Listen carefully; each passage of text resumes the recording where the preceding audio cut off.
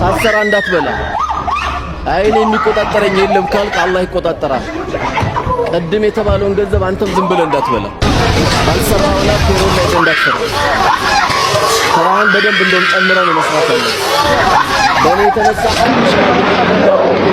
መስሪያ ቤት መድከም የለበትም። የትኛውም ሰው ይሁን እያንዳንዱ ጎረቤቶቻችን ሰፈሮቻችን ያሉ ወንድሞቼ እና እህቶቼ አንድ እናት አካባቢ ላይ ስትخدማት ጡት ባታጠባህም አንተ በአይን ግን አሳድጋለች ልጄ ደህና ዋልክልኝ እያለች ነው። እቺ ዘክለው ነው የምትቀበለው። ወጥመው ወንበር ላይ ልጅ ካልከው ምን አይነት ዲግሪ ነው ያስከው? ምን አይነት ማስተር ነው ያስከው?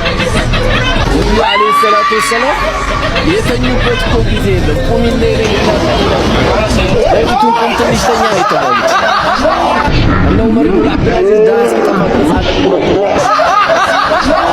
በሳና በጋብሮ እስኪኗኗሩ ድረስ መርተውታል። እኛም ትንሽ ቦታ ዛሬ ትንሽ የሚባል ከቀበሌ ጀምሮ ያለ ሰው